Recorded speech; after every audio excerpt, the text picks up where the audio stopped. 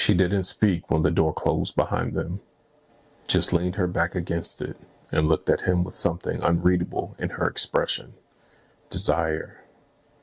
Yes, but also a kind of wonder, like she was watching the shape of a memory come to life. Eli took a step forward, slow. "If I touch you," he said, his voice a whisper in the hush of the room, "I won't stop at just remembering." Mia's eyes didn't waver. "I don't want you to." And that was all it took. He kissed her again, but this time it wasn't tentative. It was deep, deliberate. Her hand slid up under his coat, found the warmth of his back through his sweater. He caught her sigh in his mouth and felt her soften against him, like she'd been holding herself still for too long. Their coats fell to the floor in quiet thumps. He walked her back toward the bed with unhurried hands, kissing her slowly between steps, cheek, jaw, collarbone. Every part of her felt known and new all at once. When her sweater came off, he paused, looked at her. Not to admire, though. She was breathtaking, but to take her in. A secret he'd finally earned the right to keep again. She reached for him next, sliding his shirt over his head and pressing her palms to his chest like she needed to feel the beat of something steady.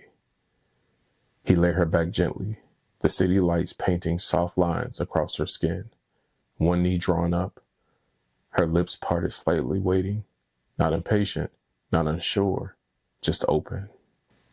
He kissed the inside of her wrist, the bend of her arm, the center of her chest. Each touch was a question, every sigh her answer. When he entered her, it wasn't urgent. It was a release, a breath they'd both been holding since Boston, since that kiss in the rain, since everything left unsaid. Her hands slid up his back, her legs wrapped around him, slow and instinctive, and the rhythm found them easily, like language, like home.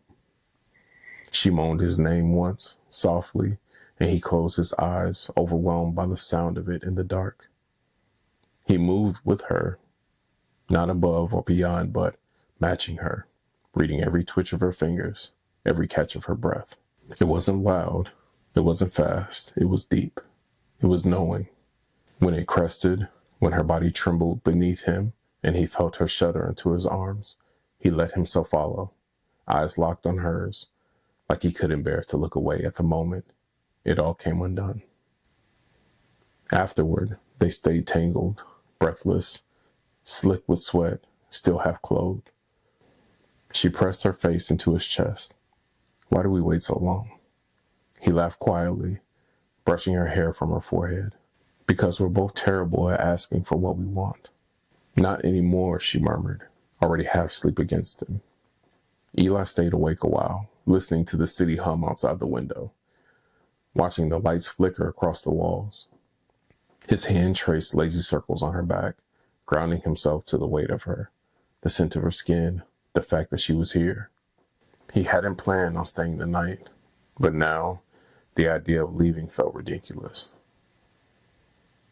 He wasn't just touching her anymore. He was choosing her. Again. And this time, he wouldn't run. Thank you for listening. Comment below what I should read next.